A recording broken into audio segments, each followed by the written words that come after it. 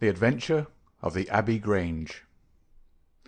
It was on a bitterly cold and frosty morning, towards the end of the winter of '97, that I was awakened by a tugging at my shoulder. It was Holmes. The candle in his hand shone upon his eager, stooping face, and told me at a glance that something was amiss. "Come, Watson, come," he cried.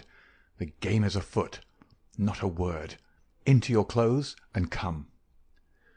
10 minutes later we were both in a cab and rattling through the silent streets on our way to Charing Cross Station.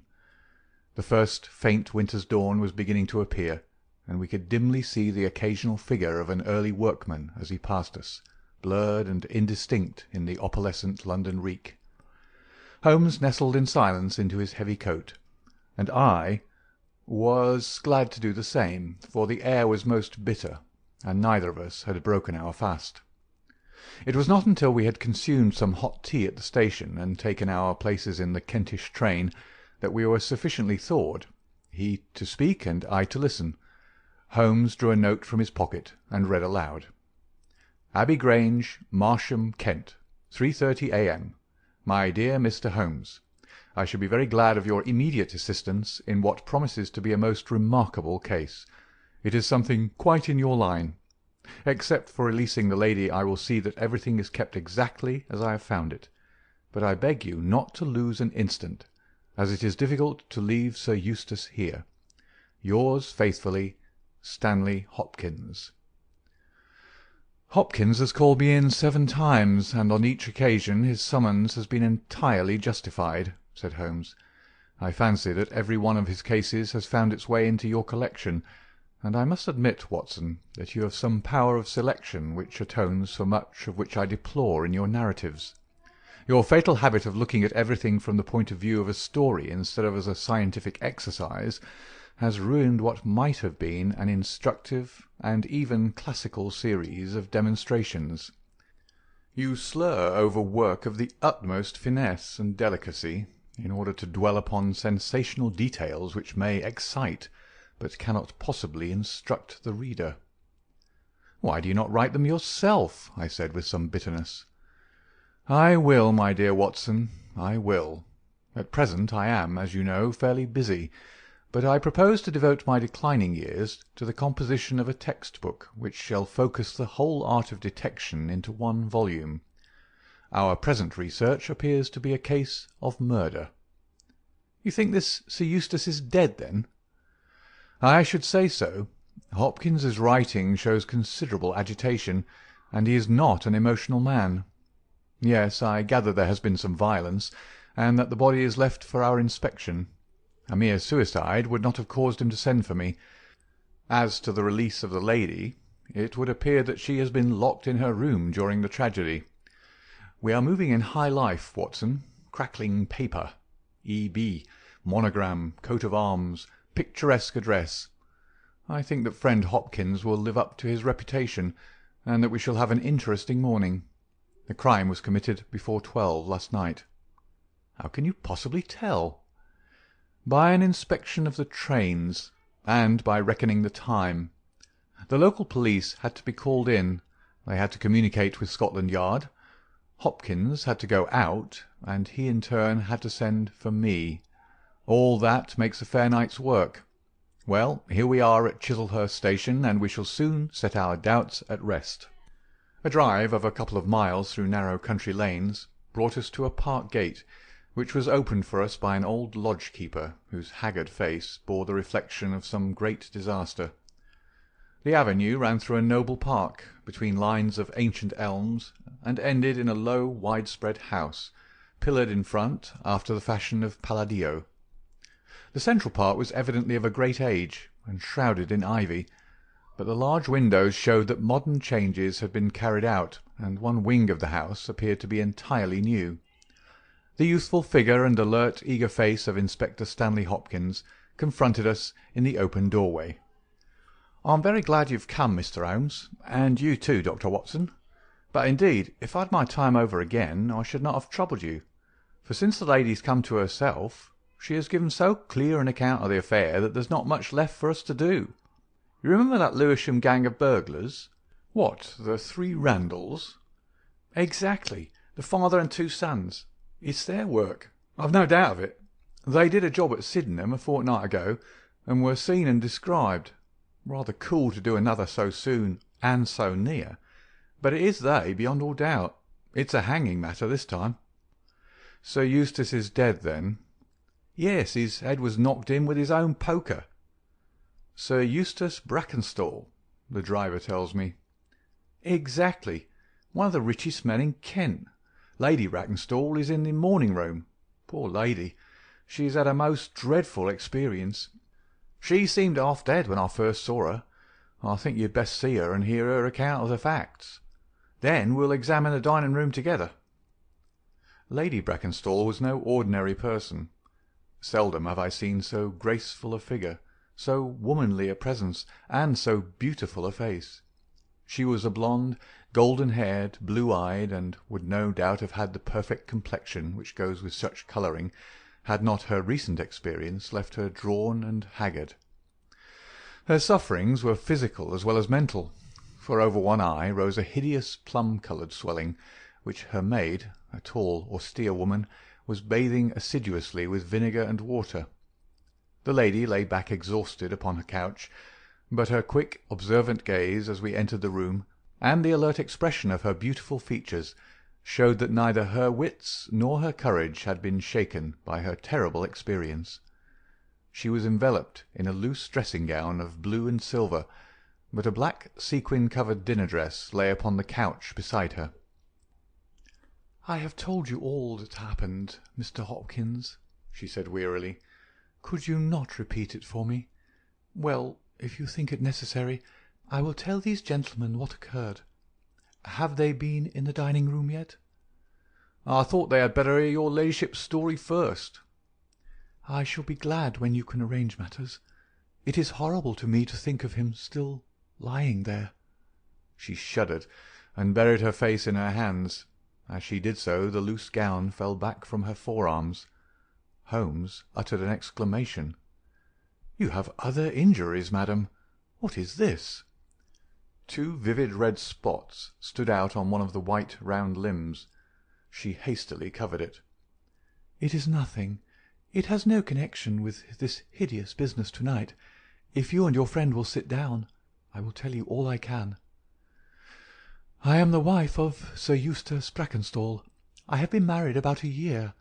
I suppose that it is no use my attempting to conceal that our marriage has not been a happy one. I fear that all our neighbours would tell you that, even if I were to attempt to deny it. Perhaps the fault may be partly mine. I was brought up in the freer, less conventional atmosphere of South Australia, and this English life, with its proprieties and its primness, is not congenial to me. But the main reason lies in the one fact which is notorious to everyone, and that is that Sir Eustace was a confirmed drunkard. To be with such a man for an hour is unpleasant. Can you imagine what it means for a sensitive and high-spirited woman to be tied to him for day and night? It is a sacrilege, a crime, a villainy to hold that such a marriage is binding.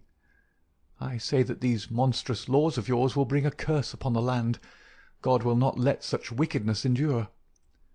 For an instant she sat up, her cheeks flushed and her eyes blazing from under the terrible mark upon her brow. Then she strong, soothing hand of the austere maid drew her head down onto the cushion, and the wild anger died away into passionate sobbing. At last she continued, "I will tell you about last night. You are aware, perhaps, that in this house all the servants sleep in the modern wing. This central block is made up of the dwelling-rooms, with the kitchen behind and our bedroom above. My maid, Teresa, sleeps above my room. There is no one else, and no sound could alarm those who are in the farther wing. This must have been well known to the robbers, or they would not have acted as they did. Sir Eustace retired about 10:30. The servants had already gone to their quarters.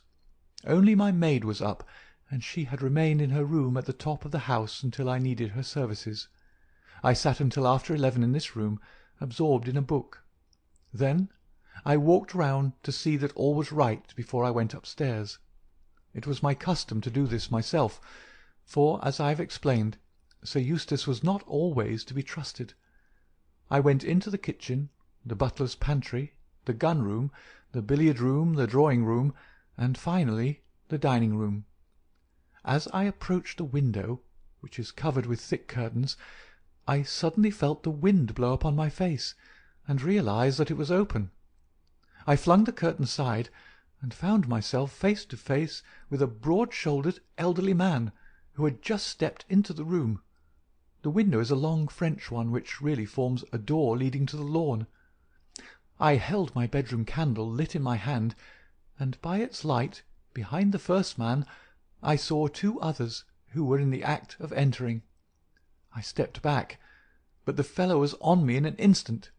He caught me first by the wrist and then by the throat.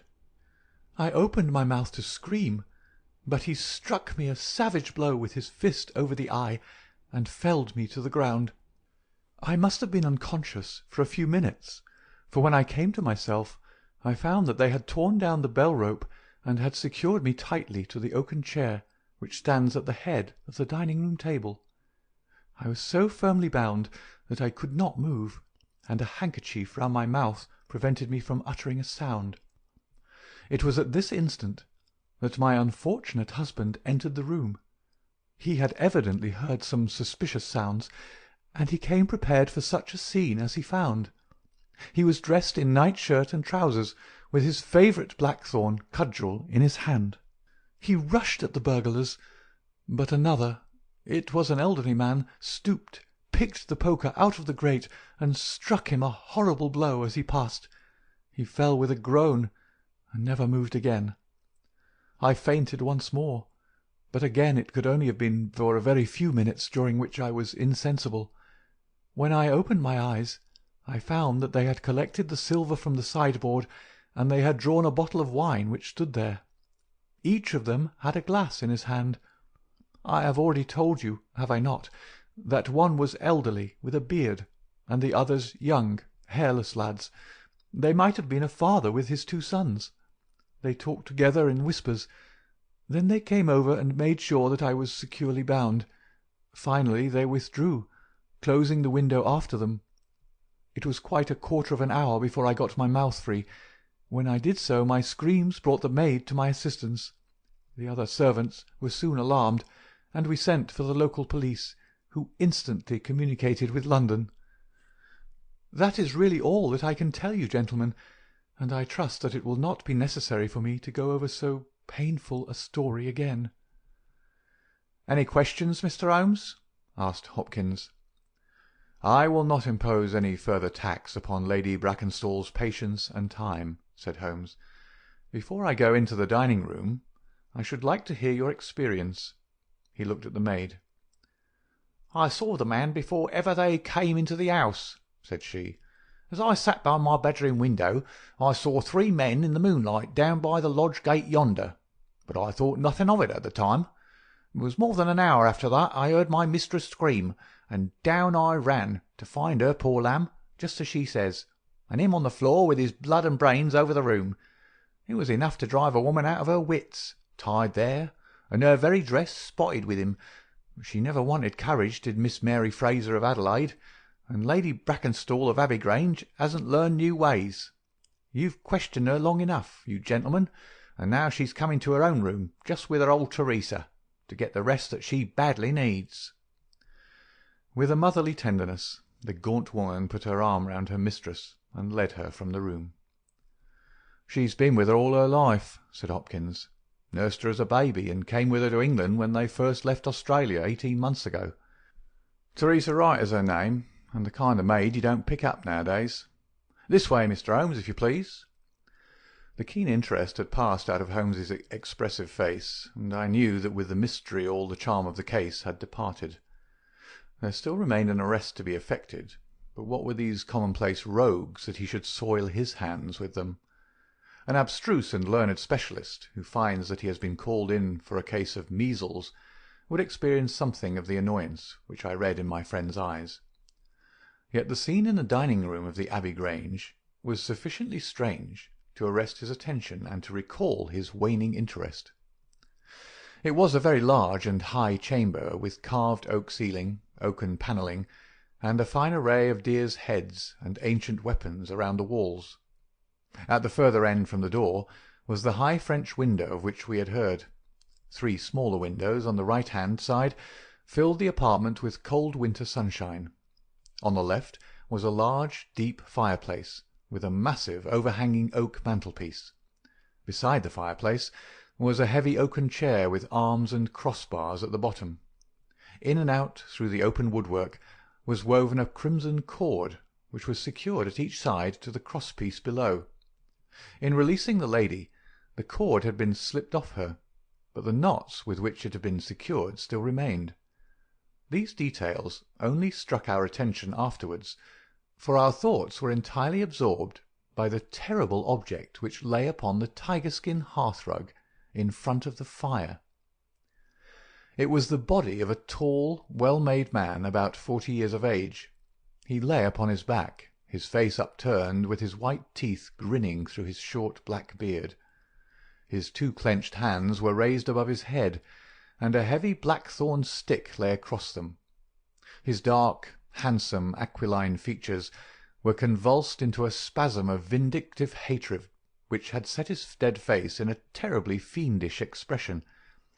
He had evidently been in his bed when the alarm had broken out, for he wore a foppish embroidered nightshirt, and his bare feet projected from his trousers.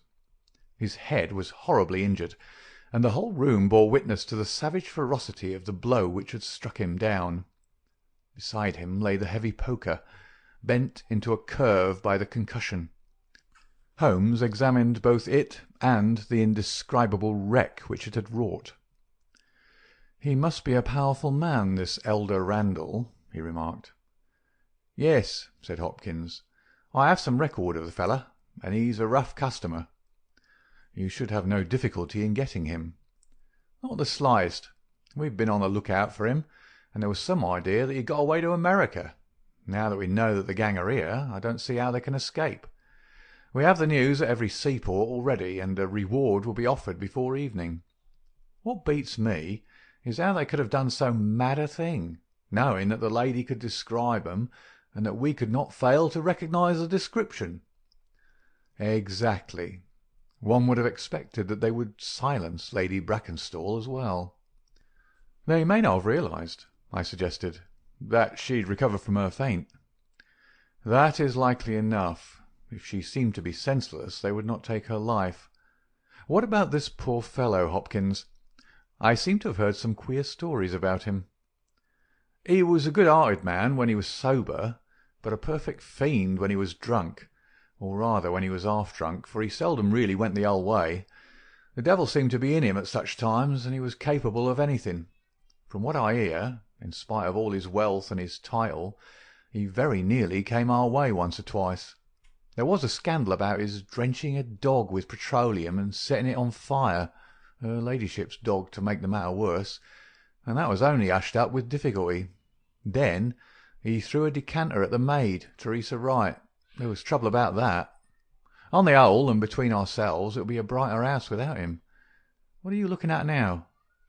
Holmes was down on his knees, examining with great attention the knots upon the red cord with which the lady had been secured. Then he carefully scrutinized the broken and frayed end where it had snapped off when the burglar had dragged it down. "When this was pulled down, the bell in the kitchen must have rung loudly," he remarked. "No one could hear it. The kitchen stands right at the back of the house." "How did the burglar know no one would hear it? How dared he pull at a bell-rope in that reckless fashion?" "Exactly, Mr. Holmes, exactly. You put the very question which I've asked myself again and again. There can be no doubt that this fellow must have known the house and its habits. He must have perfectly understood that the servants would all be in bed at that comparatively early hour, and that no one could possibly hear a bell ring in the kitchen. Therefore he must have been in close league with one of the servants. Surely that is evident. But there are 8 servants, and all of them good character." "Other things being equal," said Holmes, "one would expect the one at whose head the master threw a decanter, and yet that would involve treachery towards the mistress to whom the woman seems devoted. Well, well, The point is a minor one, and when you have Randall you will probably find no difficulty in securing his accomplice. The lady's story certainly seems to be corroborated, if it needed corroboration, by every detail which we see before us." He walked to the French window and threw it open. "There are no signs here, but the ground is iron hard, and one would not expect them. I see that these candles in the mantelpiece have been lighted." "Yes, it was by their light and that of the lady's bedroom candle that the burglars saw their way about." "And what did they take?" "Well, they didn't take much, only half a dozen articles of plate off the sideboard. Lady Brackenstall thinks that they were themselves so disturbed by the death of Sir Eustace that they didn't ransack the house as they would otherwise have done." "No doubt that is true, and yet they drank some wine, I understand." "To steady their nerves." "Exactly. These 3 glasses upon the sideboard have been untouched, I suppose?" "Yes, and the bottle stands as they left it." "Let us look at it. Hello! Hello! What is this?" The 3 glasses were grouped together, all of them tinged with wine, and one of them containing some dregs of beeswing. The bottle stood near them, 2/3 full, and beside it lay a long, deeply stained cork. Its appearance and the dust upon the bottle showed that it was no common vintage which the murderers had enjoyed. A change had come over Holmes's manner. He had lost his listless expression, and again I saw an alert light of interest in his keen, deep-set eyes. He raised the cork and examined it minutely. "How did they draw it?" he asked. Hopkins pointed to a half-opened drawer. In it lay some table linen and a large corkscrew. "Did Lady Brackenstall say that screw was used?" "No. You remember that she was senseless at the moment when the bottle was opened?" "Quite so. As a matter of fact, that screw was not used. This bottle was opened by a pocket screw, probably contained in a knife, and not more than 1.5 inches long. If you will examine the top of the cork, you will observe that the screw was driven in 3 times before the cork was extracted. It has never been transfixed. This long screw would have transfixed it and drawn it up with a single pull. When you catch this fellow, you will find that he has one of these multiplex knives in his possession." "Excellent," said Hopkins. "But these glasses do puzzle me, I confess. Lady Brackenstall actually saw the 3 men drinking, did she not?" "Yes, she was clear about that." "Then there is an end of it. What more is to be said? And yet you must admit that the 3 glasses are very remarkable, Hopkins." "What? You see nothing remarkable?" "Well, well, let it pass. Perhaps, when a man has special knowledge and special powers like my own, it rather encourages him to seek a complex explanation when a simpler one is at hand. Of course, it must be a mere chance about the glasses. Well, good morning, Hopkins. I don't see that I can be of any use to you, and you appear to have your case very clear. You'll let me know when Randall is arrested, and any further developments which may occur. I trust that I shall soon have to congratulate you upon a successful conclusion. Come, Watson, I fancy that we may employ ourselves more profitably at home." During our return journey, I could see by Holmes's face that he was much puzzled by something which he had observed. Every now and then, by an effort, he would throw off the impression and talk as if the matter were clear, but then his doubts would settle down upon him again, and his knitted brows and abstracted eyes would show that his thoughts had gone back once more to the great dining-room of the Abbey Grange, in which this midnight tragedy had been enacted. At last, by a sudden impulse, just as our train was crawling out of a suburban station, he sprang on to the platform and pulled me out after him. "Excuse me, my dear fellow," said he, as we watched the rear carriages of our train disappearing round a curve. "I am sorry to make you the victim of what may seem a mere whim, but on my life, Watson, I simply can't leave that case in this condition. Every instinct that I possess cries out against it. It's wrong. It's all wrong. I'll swear that it's wrong.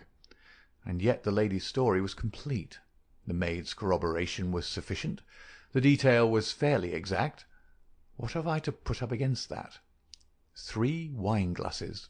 That is all.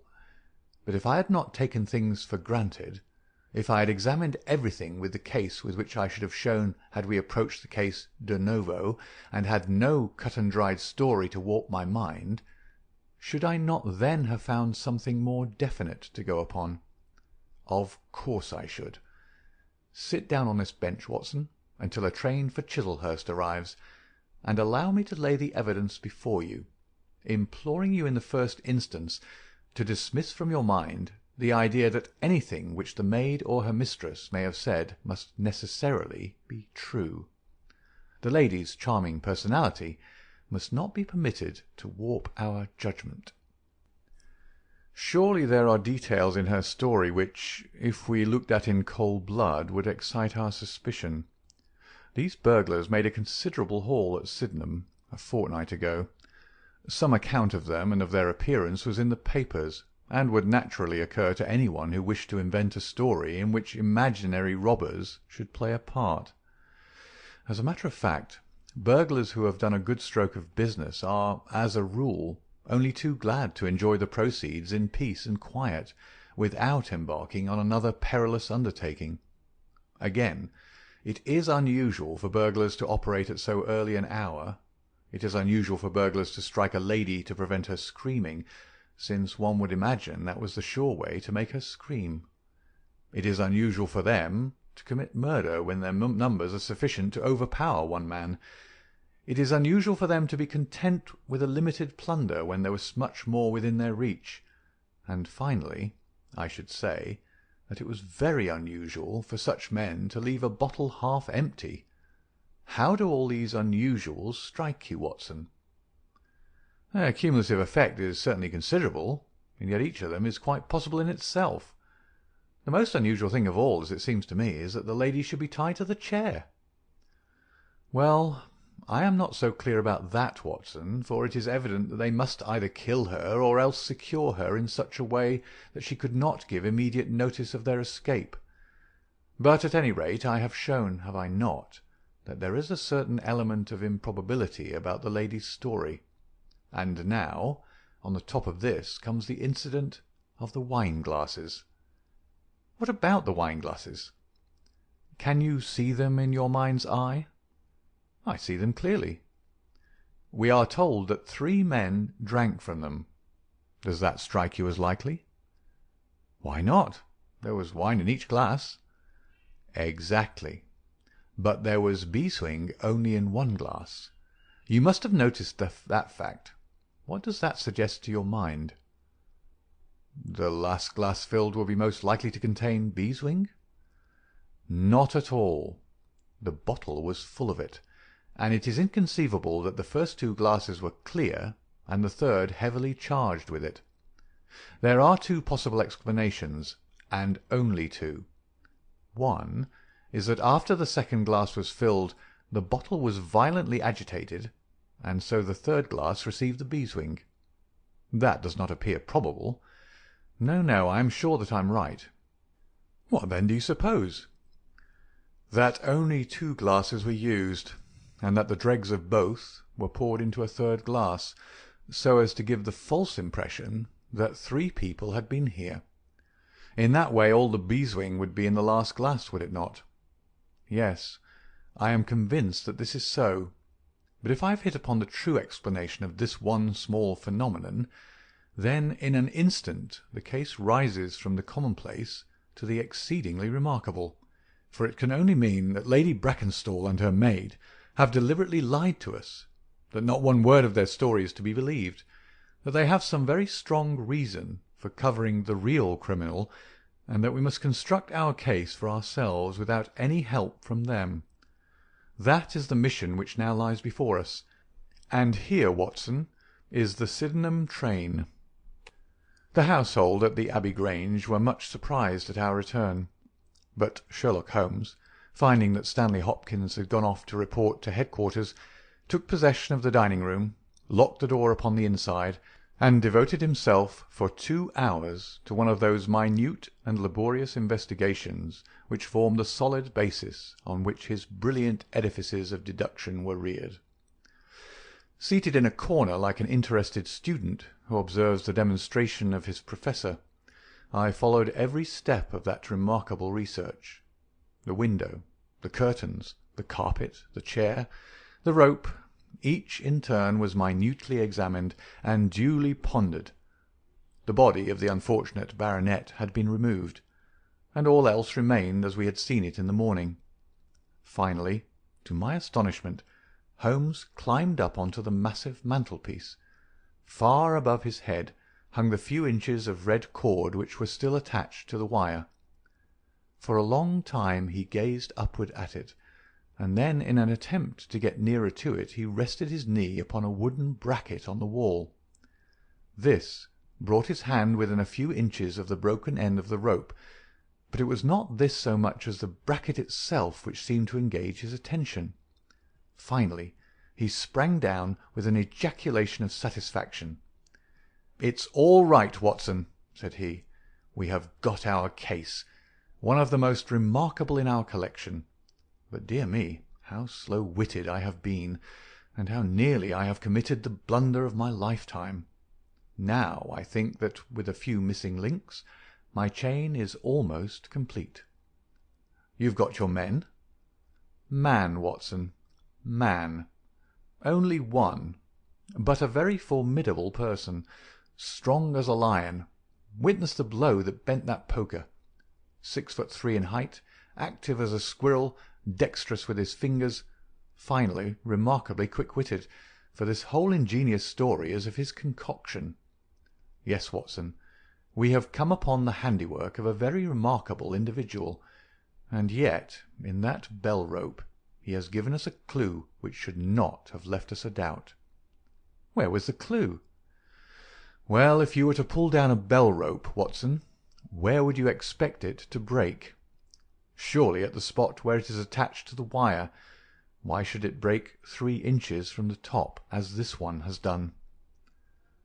"Because it's frayed there?" "Exactly. This end, which we can examine, is frayed. He was cunning enough to do that with his knife. But the other end is not frayed. You could not observe that from here, but if you were on the mantelpiece you would see that it is cut clean off without any mark of fraying whatever. You can reconstruct what occurred. The man needed the rope. He would not tear it down for fear of giving the alarm by ringing the bell. What did he do? He sprang up on the mantelpiece, could not quite reach it, put his knee on the bracket, you will see the impression in the dust, and so got his knife to bear upon the cord. I could not reach the place by at least 3 inches, from which I infer that he is at least 3 inches a bigger man than I. Look at that mark upon the seat of the oaken chair. What is it?" "Blood." "Undoubtedly it is blood. This alone puts the lady's story out of court. If she was seated on the chair when the crime was done, how come the mark? No, no. She was placed in the chair after the death of her husband. I'll wager that the black dress shows a corresponding mark to this. We have not yet met our Waterloo, Watson, but this is our Marengo, for it begins in defeat and ends in victory. I should like now to have a few words with the nurse Teresa. We must be wary for a while, if we are to get the information which we want." She was an interesting person, this stern Australian nurse, taciturn, suspicious, ungracious. It took some time before Holmes's pleasant manner and frank acceptance of all that she said thawed her into a corresponding amiability. She did not attempt to conceal her hatred for her late employer.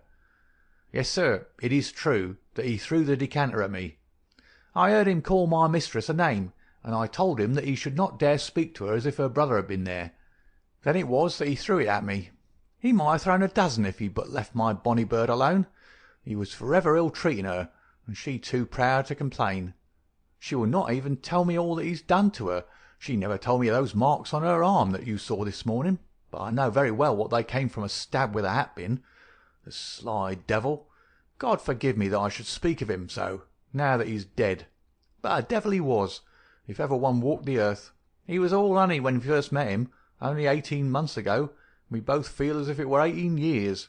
She'd only just arrived in London. Yes, it was her first voyage. She'd never been from home before. He won her with his title and his money and his false London ways. If she made a mistake, she's paid for it, if ever a woman did. What month did we meet him? Well, I tell you, it was just after we arrived. We arrived in June, and it was July. We were married in January last year. Yes, she's down in the morning room again, and I have no doubt she'll see you. But you must not ask too much of her, for she's gone through all that flesh and blood will stand. Lady Brackenstall was reclining on the same couch, but looked brighter than before. The maid had entered with us, and began once more to foment the bruise upon her mistress's brow. "I hope," said the lady, "that you have not come to cross-examine me again." "No," Holmes answered in his gentlest voice. "I will not cause you any unnecessary trouble, Lady Brackenstall, and my whole desire is to make things easy for you, for I am convinced that you are a much-tried woman. If you will treat me as a friend, and trust me, you may find that I will justify your trust." "What do you want me to do?" "To tell me the truth." "Mr. Holmes—" "No, no, Lady Brackenstall. It is no use. You may have heard of any little reputation which I possess. I will stake it all on the fact that your story is an absolute fabrication." Mistress and maid were both staring at Holmes with pale faces and frightened eyes. "You are an impudent fellow!" cried Teresa. "Do you mean to say that my mistress has told a lie?" Holmes rose from his chair. "Have you nothing to tell me?" "I have told you everything." "Think once more, Lady Brackenstall. Would it not be better to be frank?" For an instant there was hesitation in her beautiful face. Then some new strong thought caused it to set like a mask. "I have told you all I know." Holmes took his hat and shrugged his shoulders. "I am very sorry," he said, and without another word we left the room and the house.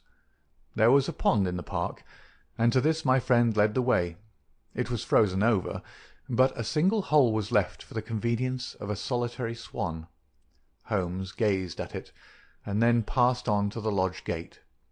There he scribbled a short note for Stanley Hopkins, and left it with the lodge keeper. It may be a hit or it may be a miss, but we are bound to do something for friend Hopkins, just to justify this second visit, said he. I will not quite take him into my confidence yet. I think our next scene of operations must be the shipping office of the Adelaide-Southampton line, which stands at the end of Pall Mall, if I remember right. There is a second line of steamers which connect South Australia with England, but we will draw the larger cover first. Holmes's card sent in to the manager ensured instant attention, and he was not long in acquiring all the information he needed. In June of '95, only one of their line had reached a home port. It was the Rock of Gibraltar, their largest and best boat. A reference to the passenger list showed that Miss Fraser, of Adelaide, with her maid, had made the voyage in her. The boat was now somewhere south of the Suez Canal on her way to Australia. Her officers were the same as in '95, with one exception. The first officer, Mr. Jack Crocker, had been made a captain, and was to take charge of their new ship, the Bass Rock, sailing in 2 days' time from Southampton. He lived at Sydenham, but he was likely to be in that morning for instructions if we cared to wait for him. No, Mr. Holmes had no desire to see him, but would be glad to know more about his record and character. His record was magnificent. There was not an officer in the fleet to touch him. As to his character, he was reliable on duty, but a wild, desperate fellow off the deck of his ship, hot-headed, excitable, but loyal, honest, and kind-hearted. That was the pith of the information with which Holmes left the office of the Adelaide-Southampton Company. Thence he drove to Scotland Yard, but instead of entering, he sat in his cab with his brows drawn down, lost in profound thought. Finally, he drove round to the Charing Cross telegraph office, sent off a message, and then, at last, we made for Baker Street once more. "No, I couldn't do it, Watson," said he, as we re-entered our room. "Once that warrant was made out, nothing on earth would save him. Once or twice in my career I feel that I have done more real harm by my discovery of the criminal than ever he had done by his crime.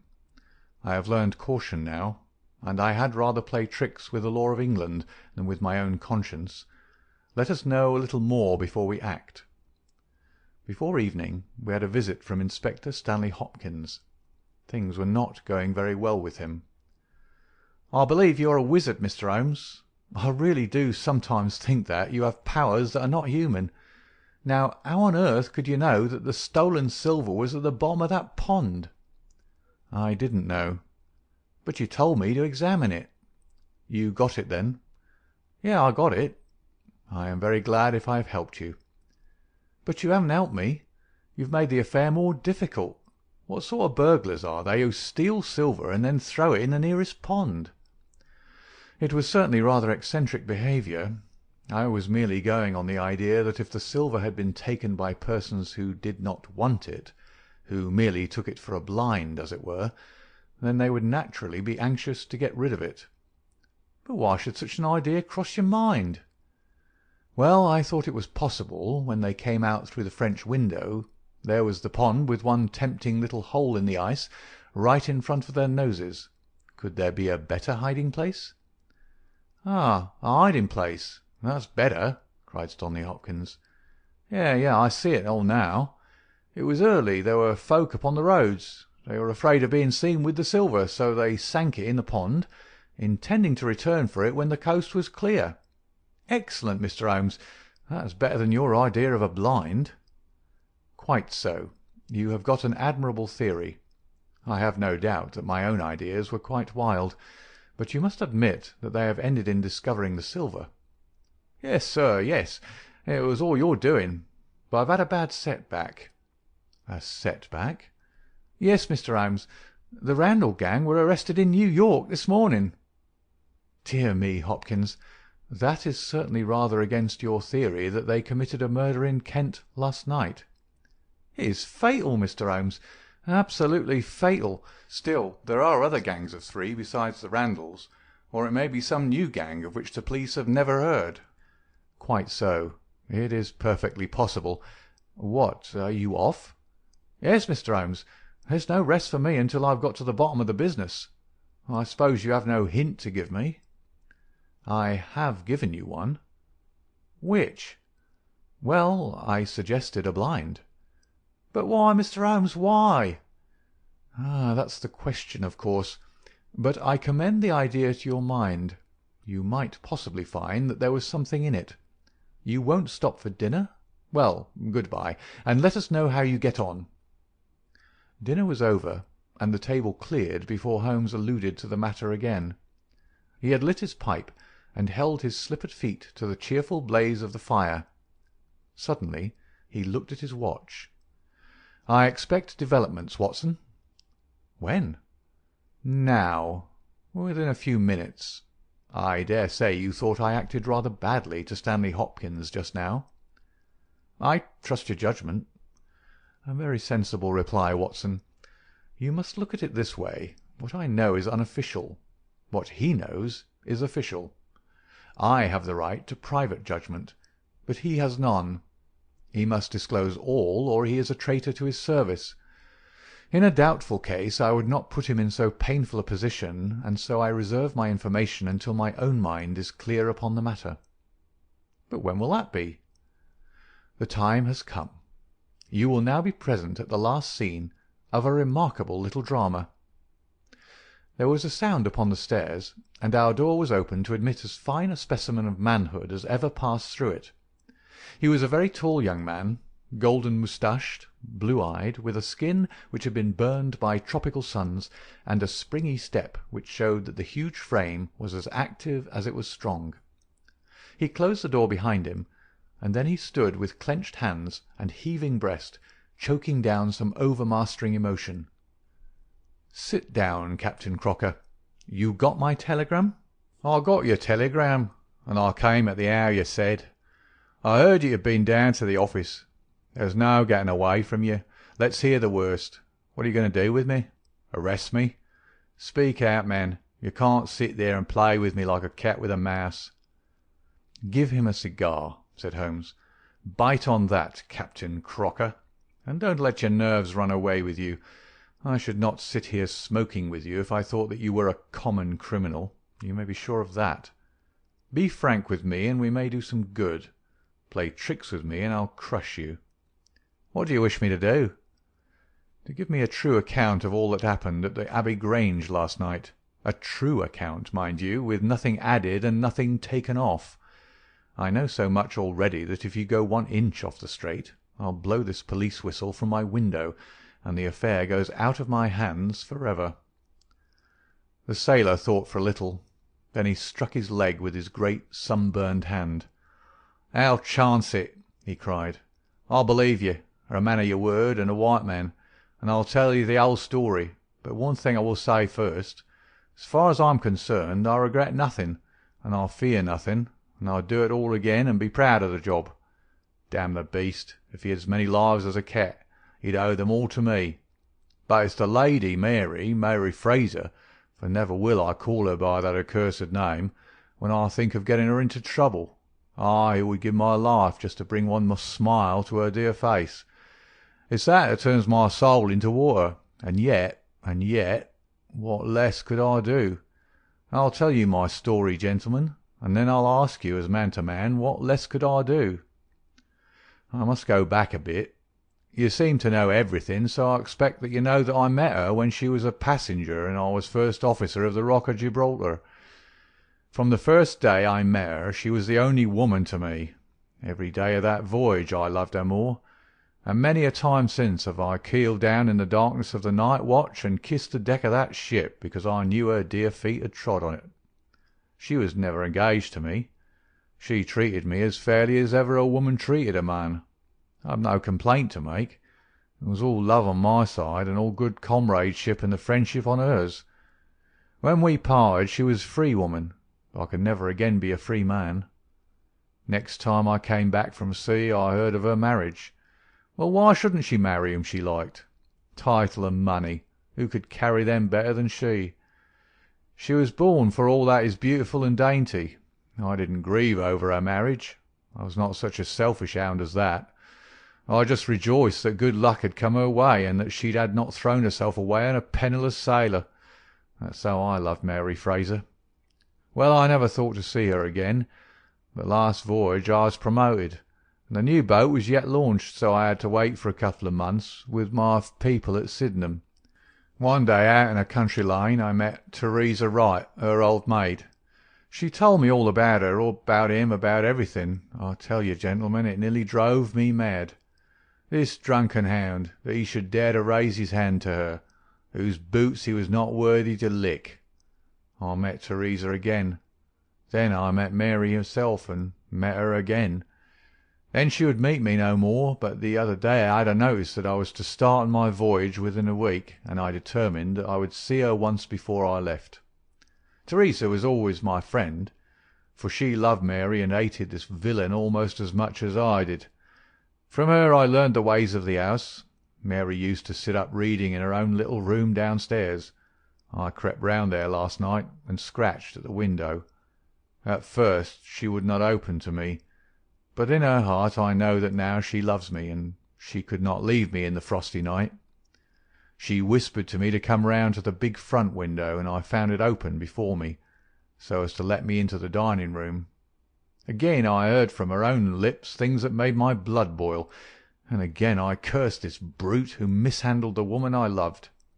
Well, gentlemen, I was standing with her just inside the window, in all innocence, as God is my judge, when he rushed like a madman into the room, called her the vilest name that a man could use to a woman, and welted her across the face with the stick he had in his hand. I had sprung for the poker, and it was a fair fight between us. See here on my arm, where his first blow fell. Then it was my turn, and I went through him as if he'd been a rotten pumpkin. Do you think I was sorry? Not I. It was his life or mine. But far more than that, it was his life or hers, for how could I leave her in the power of this madman? That was how I killed him. Was I wrong? Well, then, what would either of you gentlemen have done if you had been in my position?" She had screamed when he struck her, and that brought old Teresa down from the room above.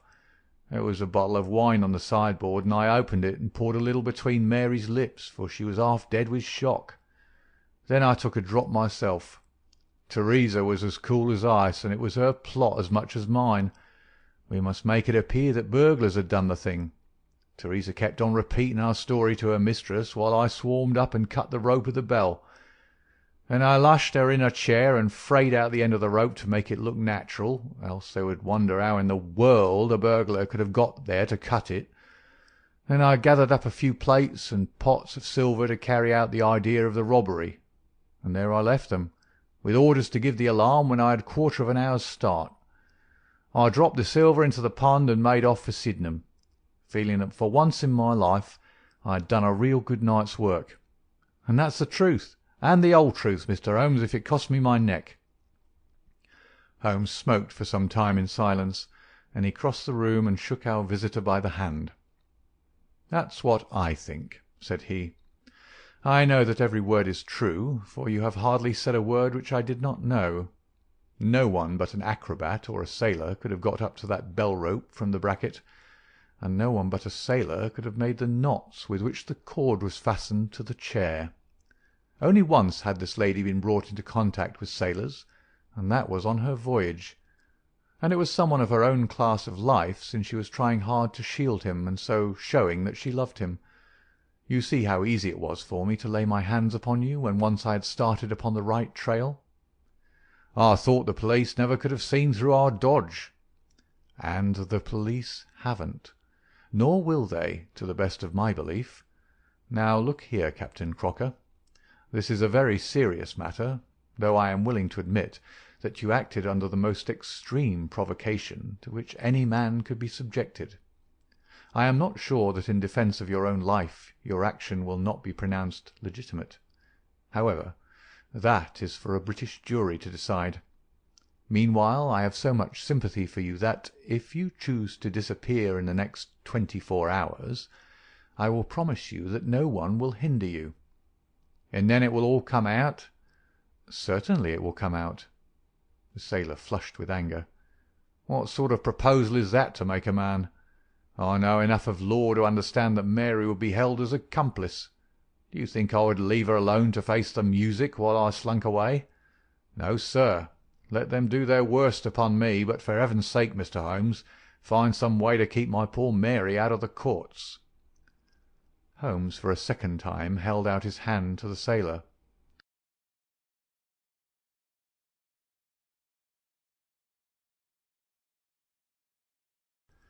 "I was only testing you, and you ring true every time. Well, it is a great responsibility that I take upon myself, but I have given Hopkins an excellent hint, and if he can't avail himself of it I can do no more. See here, Captain Crocker, we'll do this in due form of law. You are the prisoner. Watson, you are a British jury, and I never met a man who was more eminently fitted to represent one. I am the judge. Now, gentlemen of the jury, you have heard the evidence. Do you find the prisoner guilty or not guilty?" "Not guilty, my lord," said I. "Vox populi, vox Dei. You are acquitted, Captain Crocker. So long as the law does not find some other victim, you are safe from me. Come back to this lady in a year, and may her future and yours justify us in the judgment which we have pronounced this night. End of the adventure of the Abbey Grange.